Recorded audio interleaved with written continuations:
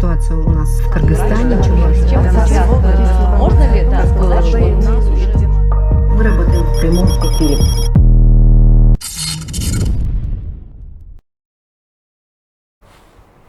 Саламатсыздарбы, урматтуу теле көрүүчүлөр. Эфирде кыйын проектиси. Биз бүгүн ошо 7 дивандан Кыргызстандан мен деген атактуу айымдарды чакырып, кыйын долбоордун алкагында Бишкекте тренинг өткөргөнбүз.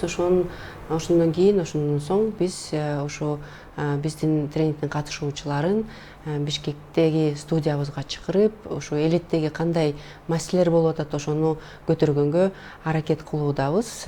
Бизде бүгүн ошо Аравандан, Оштон, Баткенден, Бишкектен келип жатышат конокторубуз. Биз менен Дамира Бообекова, жеке ишкер, Гүлмайрам Латипова, коомчулукту өнүктүрүү жана инвестициялоо агенттигинин Баткен облусундагы тренери, жана ошондой эле Гүлмира Алимова, Чек Абад айылдык кеңешинин депутаты. Саламатсыздарбы, куш келиптиздер. Негизги биз ушул аянтчада элеттин үнүн жеткирүү аракетинде ушу эксперттик потенциалын жогорулатуу максатында биз эфирлерди өткөрүп келе жатабыз. Ошо 5 жыл болуп кетти. Бүгүнкү биздин дагы бир сонун теманы чыгардык. Экономикалык абал, Кыргызстандагы экономикалык абал жана ошо Кыргызстандын экономикасын көтөрүп келе жаткан биздин айымдар. Алардын ошо Кыргызстан экономикасын көтөргөнгө кошкон салымы. Негизи ушул айылды ошол жакта жашаган тургундар эле өнүктүрөт, байытат деген эле бизде калыптанып калган. Бизде ушундай мындай ой. Ошол тууралуу силерде айтып берсеңер, чын эле айылда туруп байып кетсе болобу? Айымдардын ошо экономикага кошкон салымы кандай силердин айылдарда?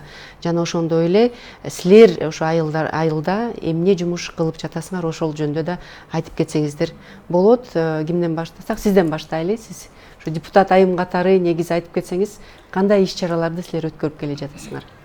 Саламатсыздарбы?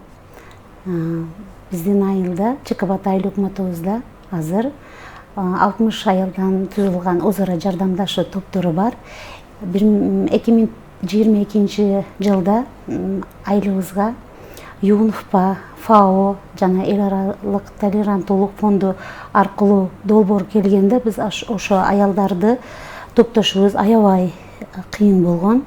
Ал аялдарды топтогондон кийин алар менен финансылык сабаттуулук жөнүндө, үй болууну пландаштыруу боюнча, бизнес проект жазуу боюнча ар турдуу тренингдерди өтүп, алар өздөрүнүн бизнес проекттерин жазышып, көп проекттерди утуп алышты. Мисалы, сулуулук салондору, кондитерский, тикүүчүлүк боюнча өзүнүн ишканаларын ачышты. 2-3 долбоор, кунускана долбоорун утуп алышты. Алар азыр өздөрүнүн иштерин алып барышып атат.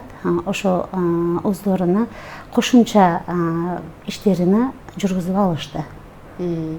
А сиз да алектенесизби бир бизнес менен? Мен ошо долбоордо катышып 80 000 сом утуп алып, өзүм ошо пекарня ачканмын азыр. Нан бышыруу цехин ачканмын. Ошо бала бакчаларга нан таратабыз, элге нан менен камсыз кылабыз.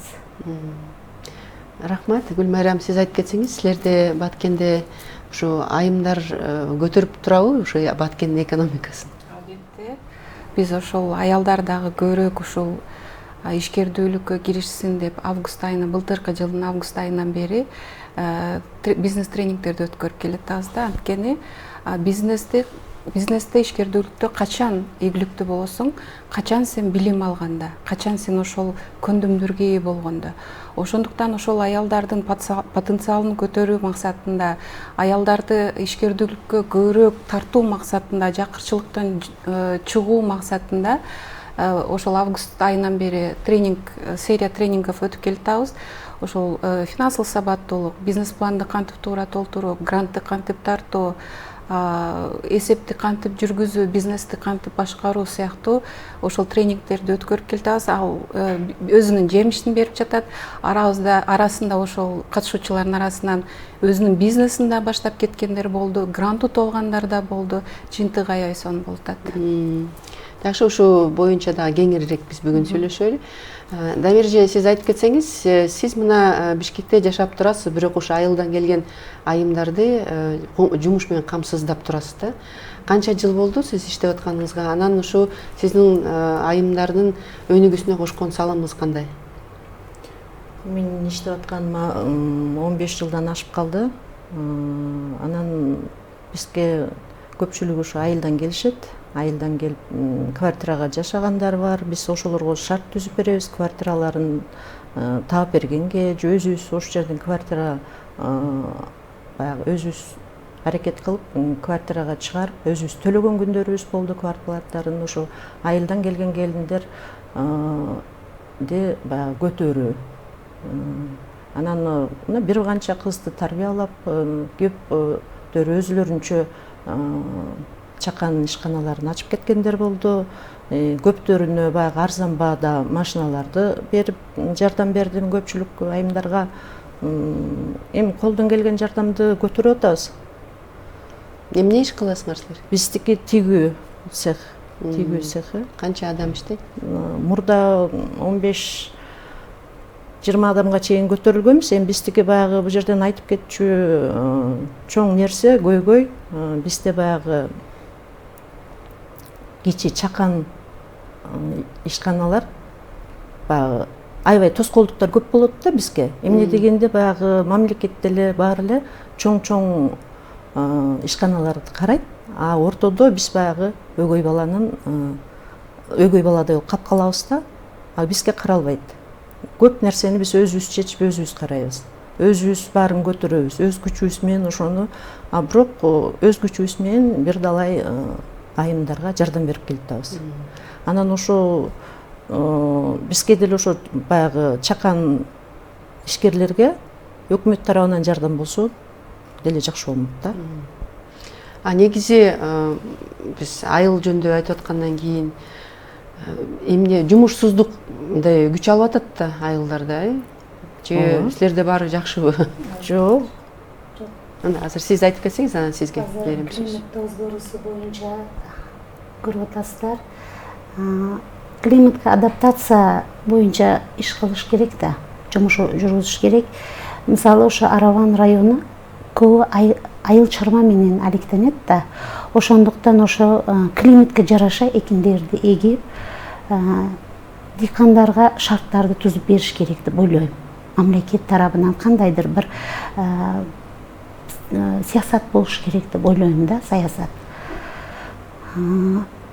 Ошол эми. Азыр ошо силердин Араван районунда айымдардын баары иштегенге мүмкүнчүлүк алабы, же мындай стереотиптүү караш менен караганда айымдардын баары үйдө отурабы? Иштегендер дагы бар.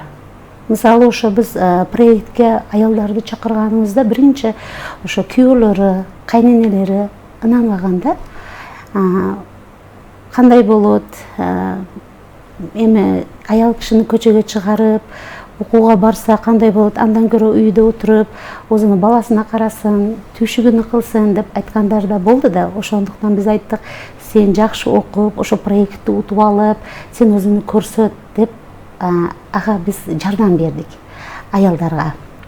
Андан кийин өздөрүнө ошо жазган проекттерин утуп алып, кичине ошо жеке ишкерлигин баштагандан кийин уже элде кызыгыш пайда болду. Азыр мисалы ошо проектибиз аяктап калды, жаңы проектибиз башталды. Арис боюнча Касанын долбоорундан азыр 60 аял бизнес проектти жазуу жана гранттарды тартуу боюнча окууларды окуп өздөрүнө көрсөтүшүп жүрөт аялдарыбыз. Ошо үйдө отурган аялдар, ооба, үйдө отурган кыз келиндер иштеп баштады. Ооба, иштей баштады. Өздөрүнө ошо айыл чарбада мамиле кылып атат. Эми үй бүлөсү жакшы мамиле кылып атат. Эми күйөөлөрү, кайненелери ишенип калды аларга. акча алып келсең ишенип калат ооба турбайбы? да мисалы ооба да мисалы бир үйдө отурган аялдар эмес, мектепте иштеген мугалимдер бар, бала бакчада иштеген тарбиячы кыздар дагы өзүнүн кошумча иштерин башташты. Өзүнүн үйлөрүнө кунусканалар кылышып, бадырын, помидор, ар турдуу моме жемиштер, ушу жер жемиштерин эгип туруп, өзүнүн үй бүлөсүнө кошумча дарамет алып келишти, башташты да. Ооба. Бир окуя эсиме келип кетти. Албетте бизде деле миграция бар, жок деп айта албаймын. Кыргызстандын бүт эле бурчунда бул бар. Ал көйгөй биздин Баткен областына да тиешелүү. Мына ошол көйгөйдү дагы чечүү үчүн биздин долбоор дагы чоң жардам берип атат деп айта алам да. Анткени бул долбоордун көпчүлүгү аял болсун деген шарт болгон, анан жаштар болсун да. Себеби жанагы жумушка жарамдуу курактагылар көп кетип калышат экен да миграцияга. Анан ошолор кетпей ушул жерде өзүнүн ишкердүүлүгүн алып кетсе, анткени ошончо жумуш менен камсыз кылуу бул бизге кыйын болуп атат да мамлекетке. Ошондуктан биз жардам берели, мамлекетке жардам берели, өз ишин баштап кетсин, финансылык абалын жакшыртып алсын деген максатта мына ушул долбоор башталган. Азыр бир окуя эсиме келип кетти. Ушу катышуучулардын ичинен эле бир кыз келген. Өзүмдүн кондитердик студиямды ачсам деген ой менен келген да, бирок ал кезде эч нерсе жок болчу. Анан кийинки тренингке чейин 2 ай өткөн. Кийинки тренингке келгенде кимде кандай ийгилик болду бизде биринчи тренингден кийин айткылачы дегенде, ал кыз уже ошол заказдарды алып, кондитердик өзү бышырып баштаптыр, үй шартында эле үйдүн эле духовкасынан баштаптыр. Тортторду бышырып тыным болбой калды дейт. Заказ, утуру заказ, заказдын артынан заказ, ошентип отуруп, азыр эми күйөөм мага ишеничин арттырып, мага студия салып баштап берип атат деп сонун жаңылык менен бөлүштү да. Мына ошол сыяктуу жаңылыктар бизде көп эле. Айыл жергесин көтөрүү жана жаштарды көтөрүүгө бир мындай бир оюм бар да, жана лизинг болобу, эмне болот. Мисалы үчүн мен өзүмдүн тармагымды айтайын. Тигүү цехинде көпчүлүгү жана кездемеден аксайбыз, Кытайдан алабыз кымбат, анан кийин Өзбекстандын арзан товарлары келет, биздики алган баасынан кымбат болуп калат. Ошон үчүн лизинг мүмкүн ошол жанагы айылдарга кездеме чыгарган фабрика берсе, өкмөт тарабынан болобу, кандай болот, бир жолдорун таап, ошо мисалы үчүн дагы бир сунуш катары айтсамбы же кандай айтсам, мисалы бир областка кездеме чыгаруу, бир областка байпак чыгаруу, бир областка деген картошка эгүү сыяктуу мындай областтарды бөлүп койсо деле, биздин жаштарыбыз да ошол жактан иштеп, айылдагы ошо жанагы айымдарыбыз да ошол жерден иштеп, өзүлөрүн айылды өнүп туруп өскөнгө аябай эле пайдасы тиймек. Мисалы Кытайда ушундай болуп атат. Мамлекет бир көмөк көрсөтүп койсо эле. Көмөк көргөзүп койсо ошол жагынан. Ошо мисалы үчүн Баткенде өзүнүн шартына жараша, дагы бир област өзүнүн шартына жараша. Мисалы үчүн мына мен кече жаңылыктардан угуп калдым, бир КАМАЗ жүн жүктөдүк дейт. Бир КАМАЗ жүндү аяка жүктөбөйлү ошону деген кездеме чыгарганга бир областты бөлүп койсун айылды. Ушул жерден кездемеңерди чыгара бергиле, ушул жактан жүндөр өрттөлбөсүн, ушул жака чогулткыла депчи. Мисалы үчүн ушундай көп эле нерселер бар мындай. Сонун болмок. Сонун баягы бизнеске сонун. Биздин ошондо миграция да токтомок. Мына азыр биздин мигранттар эмне гана болуп атат. Барышат, балдары атасы жок тарбияланат, энеси жок тарбияланат. Мен бөлөк жактан эле албайын, өзүмдүн кошунам. Кичинекей кезинде тайнеси багып калды да, ошо бир 5 жаштардын азыр деле багып жүрөт. Тайнеси багат небересин. Бир күнү чыксам, бир мас киши жетелеп кетип бараттыр. Коркуп кетип эле чуркап бардым, ай кызыңды мас киши жетелеп баратат десем, ал менин квартирантым дейт. Мороженныйга кетип баратат деп. Ал туура эмес да. Ошо реки азыр мынакей 2 күндүн биринде эле урушат. Ошо кичинекей 6-7 класспы, ушуну менен урушат да. Эми килтеген эле аял эже кичинекей небереси менен, тим эле тиги небереси дагы аябай айтышат. Ошол азыр айтышкан кыз кийин келин болгондо кандай болот? Андан көрөкчү миграцияда жоюлмак. Эми жоюлбайт, жоя албайбыз миграцияны. Ал болуп келген боло берет, бирок азаймак, аябай эле азаймак. эгерде ошо элетте шарт түзүлүп калса. шарт түзүлсө. Кемири жошунда сиз чийки заттарды чыгарчу ишканалар болсо. Бирок ишканалар болсо сонун болмок да. Сонун болмок Эгерде да. иш менен камсыз болсо, көп мындай көйгөйлөр чечилип калмак да. Сиз мына азыр айтып кетпедиңиз, мен жакында эле Баткенден кайткам, Баткенге барып келгем. Ошондо бир кыз менен жолуктум да, өзү таптакай мындай жолук салынган жаш кыз, 4 баласы бар экен. Анан мен чөгүп кеткем дейт. Күйөөгө чыкканда чөгүп кеткем дейт. Анткени бала менен эле үйдө отуруп эле, анан күйөөсү да деген өзүнүн жогорку билимдүү кыз экен, юрист экен, а күйөөсү билими жок экен да. Анан күйөөсү үйдө эле отур, баланы эле кара деп эле, анан бирок камсызда албайт да үй бүлөнү, анткени билими азыраак болгондон кийин көп нерсе колунан келбейт да эркектинчи. Анан өзү окубайт, шыктанбайт. Анан аялын да үйүнө отургузуп коет. Үйдө отур, анан ошо кандай жашайт? Ошондой шартта кандай жашайт? Эгерде күйөөсү таба албаса, аял отурса, анан бир да деген бир башка багыттан келген акча жок болсо, ошондон улам анан кыз чөгүп кеттим дейт да. 1-2 жыл мындай такыр депрессияга батып, кыйкырынып, урушчаак болуп калдым дейт. Ата-энеси менен, кайненеси менен да батышпай, ушинтип жашап келип жүрүп, анан бир убакта ошо биздин өкмөт, биздин мамлекет жаман көргөн бир НПОлор аларга мындай шарт түзөт да, окугула деп. Өзүңөрдүн потенциалыңарды жогорулаткыла деп бир шарт түзөт.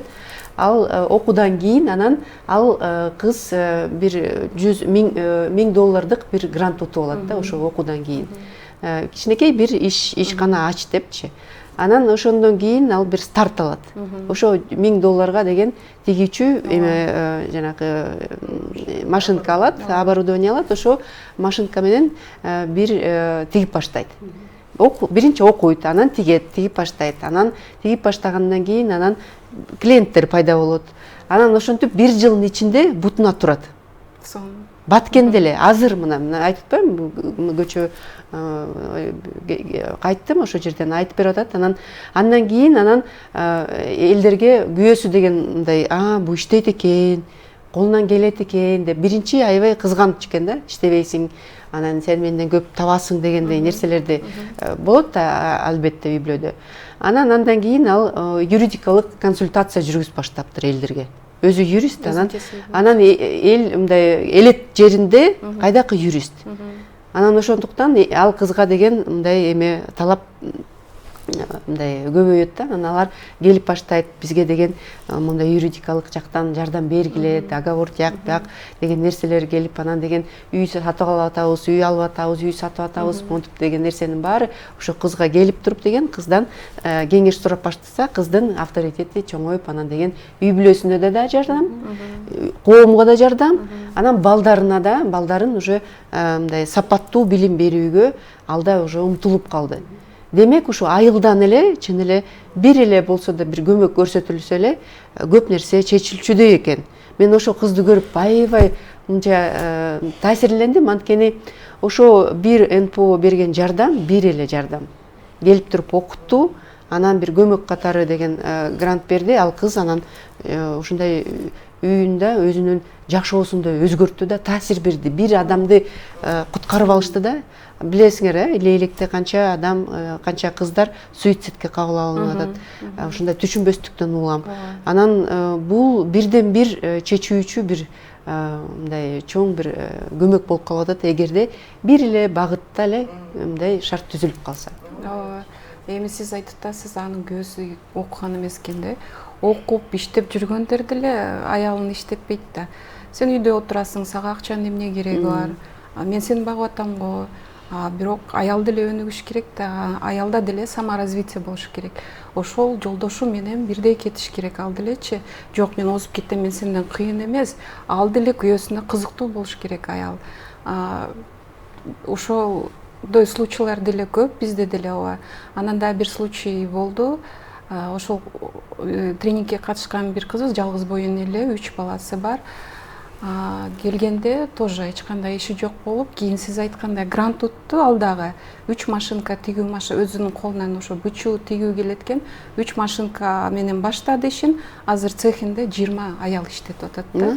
Уже эсепти дагы кантип жүргүзүү, анткени эсепсиз ишкер бул ишкер эмес. Себеби эгерде мен ийгиликтүү ишкер болом десең, анда сен сөзсүз эсепти жүргүзүшүң керек да.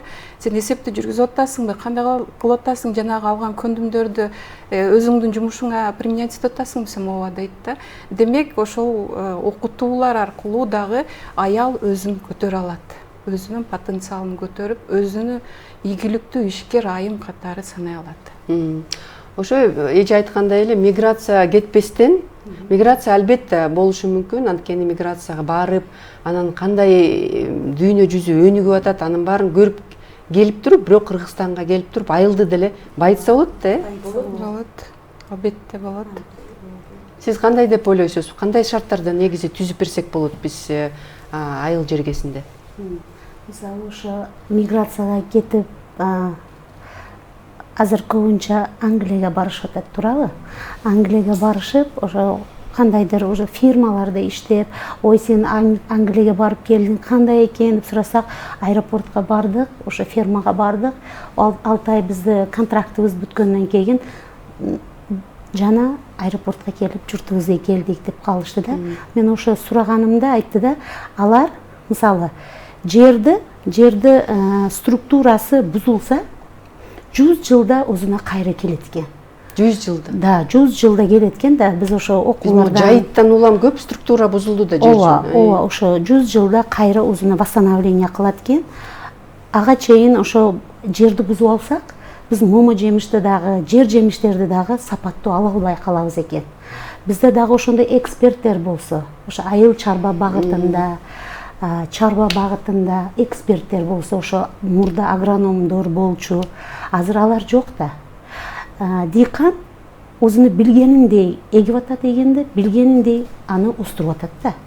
Кандай өсөт, эртеге ал ошо бышып, ошо базарга өзүнүн момосуну жеткирип алабы, аны билбейт.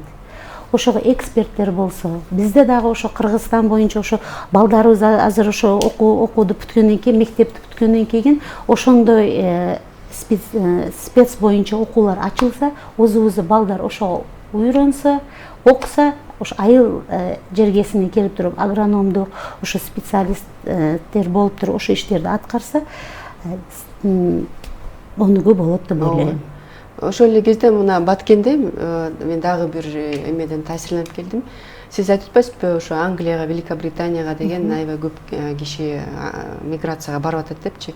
Миграция барып келгендер, Великобританиядан келгендер да бар экен. Алар ошо Англияда өстүргөн жанагы кулпунайды ала келишиптир. Анан Баткенде гилк деген мындай гектарлап ошо англиялык Великобританиядан өстүргөн кулпунайларды көбөйтүп, жайылтып, гилк деген сонун даамдуу кулпунайларды өстүрүп, бизнес куруп атышат. Ошо миграциянын таасиринен улам көп мындай жакшылыктарды үйрөнүп келип атат. Үйрөнүп келип туруп, үйрөнүп келип атат. Анан ошо кулпунай башка жака кетет экен да, мындай башка өлкөлөргө экспортталып кетип атат. Ошо 1 сотук жерден канча түшүм алып атат, аны биз көрүп атабыз. Эми ошо эксперттер болсо, аларда медик деп коет экенде, жерге карай тургандары бар экен, атайын. А бизде андайлар жок да. Ошо жерибизди жакшы багып, жерге жакшы таасир этсек, ошондо момо жемиштер дагы жакшы жетилет экен да. Негизи билим керек. Негизи билим. Ошо багытта балдарыбызды окутушубуз керек. Англияга барып терип жатышкан кулпунайды чындыгында биз өзүбүздү деле өстүрсө, 1 гектар жерден кеминде 3 миллион сом тапса болот экен да. Азыр уже Баткенде да аябай өстүрүп башташат, 10 гектарлап да тамчылатып сугаруу менен.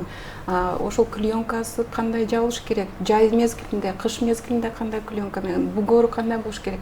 Сиз айткандай эң маанилүүсү бул билим да. Билим керек. Ошону билип, билимди алып туруп, анан жумуш баштаса, ошол сонун болот деп ойлойм да. Билимден аны ошо айыл жергесинен баштаса деле болот да. Ошо айылдагы мектептерге киргизиш керек. Мисалы үчүн аралыкта отуруп иштегенге айылдан эле окутса болот. азыр деген өнүккөн заманбап техника, ошону айылдан эле киргизип айылдык мектептерге ошол жака мугалимдерди дайындап берсе, бул айылдан деле көтөрүлөт, аябай көтөрүлөт. Миграциясы жок болбойт, миграция болуш керек ал деген. Анткени ошол жактан канча нерселерди бизге алып келип атышат алар. Көп жанагы айтып аткан клубника, андан бөлөк жанагы канча тажрыйба алып келип атат. Тажрыйба алып келип атат, ага барсын. А бирок аяка барганда эми тажрыйба алганда мындай окуш үчүн эле бир барбаса, эми иштегенге баягы мындайынча айтканда кулчулук болуп калат да. Ошону баягы азайтуу керек да. Көп деле ал миграцияны колдон келсе азайтып койсо, андан көрө ошо айылдарга жанагы мен айткандай кылып региондорду бөлүп койсо, анан айтышниктерди окутуп койсо, аралыктан жаштарыбыз анда жаштар деле мындай орто жаштагылар деле шаарга агылып келбейт болчу. Орто өзүбүздүн ички миграция, тышкы миграция бир тойлуу жолго түшүп калмак да, эгер ушундай болсо. Рахмат сиздерге, ошо элеттин үнүн ушинтип жеткирип туралы, келип тургула. Биздин аянтча дайыма ачык силер үчүн. Биз менен Дамира Бообекова, жеке ишкер Бишкектен, Гүлмайрам Латипова, коомчулукту өнүктүрүү жана инвестициялоо агенттигинин Баткен облусундагы тренери, Баткенден бери келип жатат. Гүлмира Алимова, Чек-Абад айылдык кеңешинин депутаты, Араван районунан, Ош облусунан келип жатат. Сиздерге чоң ыраазычылык билдирем. Ишиңерге ийгилик, өнүктүрүп, өстүрүп, Кыргызстаныбызды чоң деңгээлге жеткиргенге баардыгыбыз аракетибизди кошуп, салымыбызды кошо берели. Рахмат, ийгилик силерге, келип тургула. Урматтуу телегөрүүчүлөр, биз ушу менен эфирибизди жыйынтыктайбыз. Саламатта болуңуздар. Сегодня мы будем говорить о том, какая ситуация у нас в Кыргызстане.